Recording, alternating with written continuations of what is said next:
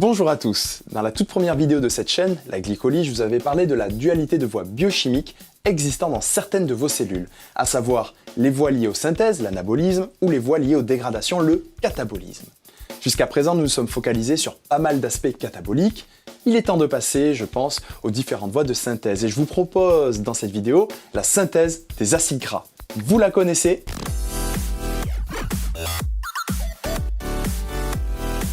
Certains tissus sont capables de synthétiser des acides gras. La principale source provient d'un organe particulier, votre foie. Mais il n'est pas le seul et il a été montré que le tissu adipeux en est capable aussi d'en produire, mais la quantité est minime. En revanche, selon certaines conditions physiologiques, d'autres organes peuvent prendre le relais. Par exemple, chez la femme lors de la lactation, les glandes mammaires peuvent également produire des acides gras. Regardons maintenant comment se réalise cette synthèse avec une vue d'ensemble au niveau d'une cellule de foie.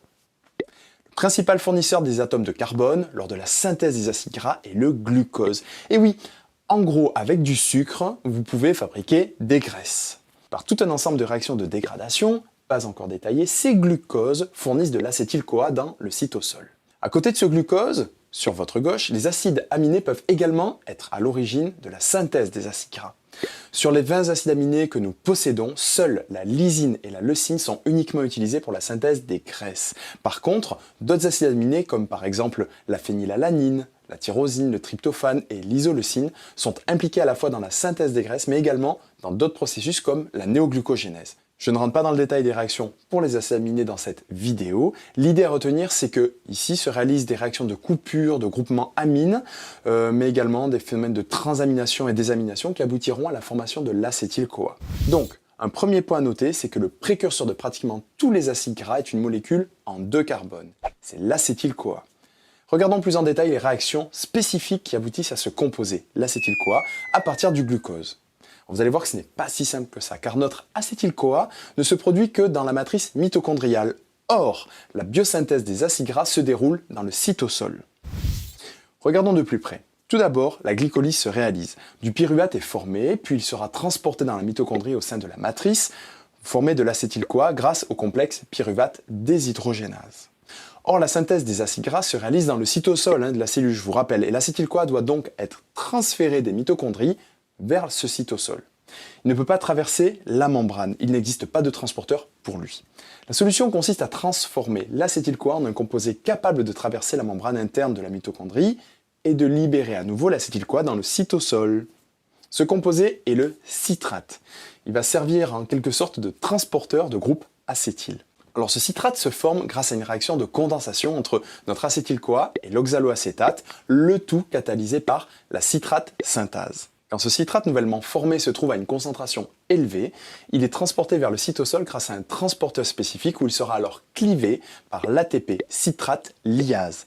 Il s'agit d'une enzyme spécifique de la lipogénèse. L'énergie permettant de créer la liaison riche en énergie de l'acétyl-CoA provient de l'hydrolyse de l'ATP. Donc ici vous aurez un ATP consommé par molécule d'acétyl-CoA transporté. Notre citrate donne de l'acétyl-CoA et de l'oxaloacétate. Cet acétyl-CoA est le précurseur de nos futurs acides gras. Mais avant d'aller plus loin, notez que la synthèse des acides gras nécessite un coenzyme réduit, le NADPH. Pas le NADH, le NADPH. Et il existe plusieurs sources de ce NADPH. Une première source, la voici. Regardez notre oxaloacétate qui vient de se former dans le cytosol. Il est réduit par du NADH+. Il se forme alors du malate. Et vous avez une réaction importante car c'est elle qui va fournir l'essentiel de notre NADPH nécessaire à la synthèse de nos acides gras. Le malate est décarboxylé oxydativement par l'enzyme malique et vous formez du pyruvate qui entre facilement dans les mitochondries. Et également aussi du NADPH. Et ce sera ce NADPH qui sera utilisé par la suite dans la synthèse des acides gras. Attention, ce n'est pas la seule source, d'autres NADPH seront nécessaires et proviendront d'ailleurs. Dans la mitochondrie, notre pyruvate est carboxylé en oxaloacétate par la pyruvate carboxylase, la réaction est couplée avec un ATP. Si nous réalisons le bilan énergétique du transfert de l'acétyl-CoA vers le cytosol, nous avons un ADP+, plus un NADHH+, plus H2O, plus ATP, donne NADPH, plus NAD+, plus ADP, plus PI, plus H+.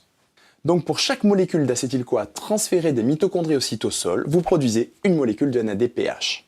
Voilà, revenons maintenant à notre vision d'ensemble. Nous venons de voir toutes les réactions se déroulant entre le glucose et l'acétyl-CoA, avec un changement de compartiment dans la mitochondrie pour une partie des réactions. Focalisons-nous maintenant sur le précurseur de tous les acides gras, cette fameuse molécule en 2 carbone, j'ai nommé l'acétyl-CoA. La première étape correspond à une carboxylation, donc notre acétyl-CoA devient du malonyl-CoA.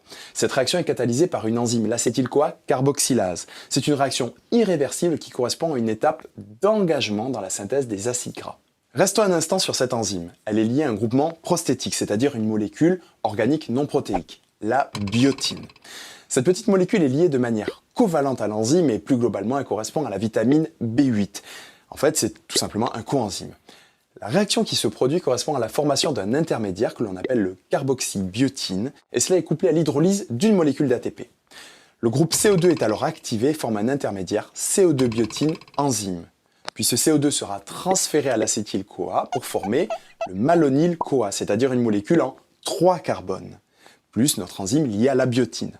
La phase suivante correspond à une série de réactions complexes faisant intervenir une enzyme, l'acide gras synthase. Alors on l'appelle également la FAS, la phase ou fatty acid synthase. Elle utilise comme point de départ l'acétyl-CoA et au cours de réactions complexes cycliques, cette molécule de 2 carbone sera allongée 7 fois par une autre molécule en 2 carbone. Notre produit final est un acide gras en 16 carbone que l'on appelle l'acide palmitique. Alors cette autre molécule en 2 carbone ici qui va intervenir, c'est en fait le malonyl-CoA. C'est le substrat de ces réactions d'élongation. Or, rappelez-vous, juste avant, je vous ai dit que ce malonyl-CoA était en fait une molécule à 3 carbones. En fait, elle va libérer son groupement carboxyle sous forme de CO2 dès le début de la réaction. Regardons tout cela de plus près. Partons au niveau de l'enzyme. L'acide gras synthase n'est pas une enzyme classique. En réalité, il s'agit d'un énorme complexe enzymatique composé de 2 chaînes peptidiques identiques. Elles forment ensemble un homodimère. Chaque chaîne est représentée sous forme d'une demi-sphère sur votre écran et peut catalyser 7 réactions partielles distinctes les unes des autres. Ici, on peut noter plusieurs avantages que cela confère par rapport à 7 enzymes séparées dans l'espace. Déjà, la compétition entre les réactions est empêchée. Toutes les réactions peuvent se dérouler de façon coordonnée, comme dans une chaîne. Et enfin, avoir tout regroupé permet d'être efficace à cause de la concentration élevée du substrat. Il n'y a qu'une faible perte par diffusion. Chaque moitié de l'acide gras synthase peut lier le substrat, donc ici l'acétyl, sur 2 niveaux différents. Le premier niveau de fixation se situe sur un résidu cystéine, 6SH, sur votre écran. Et le deuxième niveau de fixation se situe sur un groupement particulier, le groupement phosphopentétéine, qui contient également un groupe SH. Donc sur votre écran, c'est PAN-SH. Et ce groupement phosphopentétéine est lui-même constitutif d'une protéine appelée ACP. Alors en fait, c'est un acronyme qui signifie le A pour acyle, le C pour carrière, P pour protéine. Et ça se traduit en gros en français par protéine de transport d'acyle. Cette protéine, l'ACP, peut être considérée par rapport au complexe multi-enzymatique qui est l'acide gras synthase, un groupe prostétique géant, ou en fait un espèce de coenzyme. D'ailleurs, regardez, si nous agrandissons cette protéine, l'ACP, elle est de couleur violette sur votre écran, vous voyez que ce coenzyme est lié par son phosphate à une sérine de l'enzyme. En dessous, le phosphate est relié à un groupe acide pantothénique, qui lui-même est lié à une chaîne comprenant un azote, 2 carbones et un groupement SH. Il est ici le deuxième niveau de fixation, c'est au niveau du groupement SH sur votre écran que pourront ici se fixer les substrats. On parle de groupement SH central. Alors ce coenzyme fonctionne comme un espèce de long bras qui fixe le substrat et le déplace ensuite de centre actif à centre actif. Les 2 moitiés de l'acide gras synthase coopèrent entre elles et finalement ce complexe enzymatique n'est fonctionnel que sous forme de dimère. Regardons maintenant les réactions s'y déroulant. Alors je vous ai fait une version simplifiée de cette enzyme avec les 2 groupements SH, le central et le périphérique. Le premier substrat à être lié par l'acide gras synthase est le résidu acétyl en rouge qui est lié au coenzyme A en blanc. La réaction est catalysée par l'acétyltransférase qui libère le coenzyme A dans le cytosol et qui fixe le résidu acétyl sur le groupement SH périphérique. La réaction suivante permet de transférer de la même manière un autre composé, le malonyl-CoA, qui est composé en rouge d'un résidu malonyl et en blanc d'un coenzyme A. Cette réaction est catalysée par la malonyltransférase qui libère le coenzyme A dans le cytosol et permet la fixation du résidu malonyl sur le groupement SH central. Alors maintenant, si vous regardez attentivement l'enzyme, on peut voir que les résidus acétyl à 2 carbones et malonyl à 3 carbones sont situés relativement près l'un de l'autre. Allez, réaction suivante. Dans cette nouvelle réaction, le résidu acétyl se lie au résidu malonyl qui se trouve au-dessus de lui sur ma figure, au niveau du groupement SH central, et cela grâce à la cétoacyl synthase, avec une libération d'un CO2. Le résultat de cette première réaction, à proprement dit au sein du complexe multienzymatique, est la formation d'un groupement appelé acéto-acétyl avec 4 carbones fixés sur le groupement SH central. Maintenant, les 3 prochaines réactions qui vont suivre vont faire disparaître la fonction cétone du résidu acétyl de base. Regardons. La première réaction est une réduction. La fonction cétone du résidu cétoacyl est réduite et forme un résidu hydroxyacyle grâce à la cétoacyl réductase. Les hydrogènes sont apportés par le NADPH H+. C'est le coenzyme impliqué dans les réactions d'anabolisme, à ne pas confondre ici avec le NADH H+, qui lui est impliqué dans des réactions plutôt de type catabolique. Deuxième réaction, elle correspond à une déshydratation. Le résidu hydroxyacyle perd maintenant une molécule d'eau. Grâce à l'enzyme hydroxyacyle déshydratase, il se forme une double liaison entre les 2 carbones. Troisième réaction, il s'agit à nouveau d'une réduction. La double liaison formée au cours de la réaction précédente est réduite par l'énoyl réductase en présence, encore une fois, de NADPH H+. Finalement, on vient d'obtenir un résidu acyle saturé fixé au groupement SH central.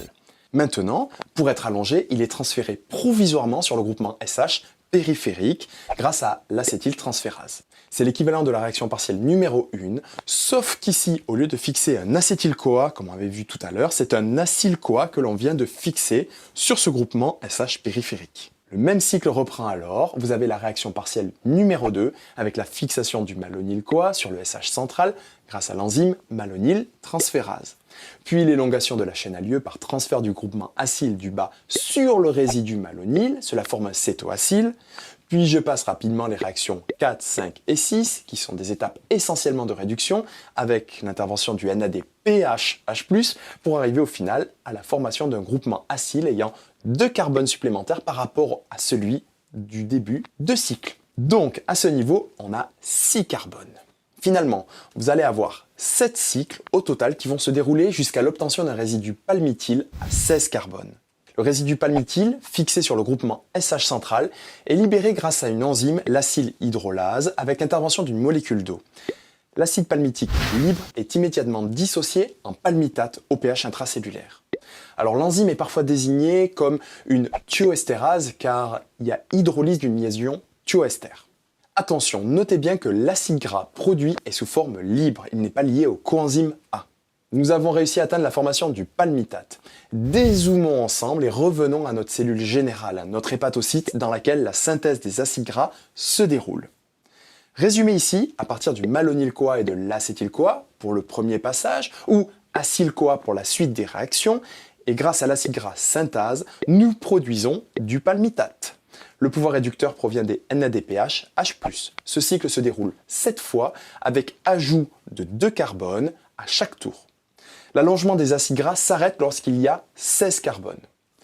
Avant de poursuivre, 2 informations. La première concerne l'origine de notre pouvoir réducteur, le NADPH H+. La première source, c'est la voie des pentoses phosphates. Et je ne vais pas développer dans cette vidéo, ce sera l'objet d'une prochaine. Et la deuxième source provient, on l'avait vu tout à l'heure, de la décarboxylation du malate catalysée par l'enzyme malique. Alors je vous en ai déjà parlé, mais je vais revenir un petit instant dessus et en le détaillant un tout petit peu plus. Reprenons les composés à l'origine de l'acétyl-CoA du début de la vidéo. Rappelez-vous que l'acétyl-CoA quitte les mitochondries sous forme de citrate grâce à un transporteur. Dans le cytosol, le citrate est clivé pour redonner de l'acétyl-CoA et de l'oxaloacétate. Cet oxaloacétate a ensuite 2 destinées possibles. Soit il est transformé en phosphoénolpyruvate, notre fameux PEP, grâce à la PEPCK, la PEPCK, et ça arrive dans des périodes de pénurie, lorsqu'il n'y a pas de biosynthèse d'acides gras, ça se passe lors de la néoglucogénèse. Je vous renvoie à la vidéo sur cette néoglucogénèse si vous ne l'avez pas encore vue. Ou alors, la conversion de notre oxaloacétate peut donner du malate, et cette réaction se réalise grâce à la malate déshydrogénase, puis, et ça se passe au-dessus de moi, eh bien, ce malate est oxydé et décarboxylé en pyruvate grâce à l'enzyme malique. Et cela permet la formation de NADPH H+, notre fameuse deuxième source de NADPH H+. Donc vous avez maintenant les deux sources de ce pouvoir réducteur, le NADPH, H+. Voilà, je m'arrête là pour cette vidéo sur la synthèse des acides gras. Nous sommes arrivés au composé à partir duquel les autres acides gras pourront se former, c'est-à-dire le palmitate.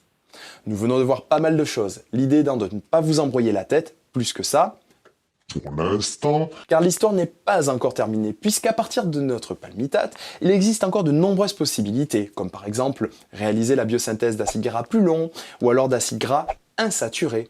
Et comme toujours, ce sont des voies biochimiques qui sont contrôlées. C'est ce que je vous propose dans la prochaine vidéo. Merci à tous d'avoir regardé jusque-là. On ne pouvait pas finir l'année 2015 sans parler d'anabolisme. Vous me l'aviez énormément demandé. Comme toujours, si vous avez apprécié, un pouce vert. Si ce n'est pas le cas, un pouce rouge. N'hésitez pas à commenter également. Bon courage à tous pour vos révisions. Je sais qu'en ce moment, il y en a énormément. Passez dans tous les cas de belles fêtes, une belle fin d'année à tous et je vous dis à très bientôt. Ciao!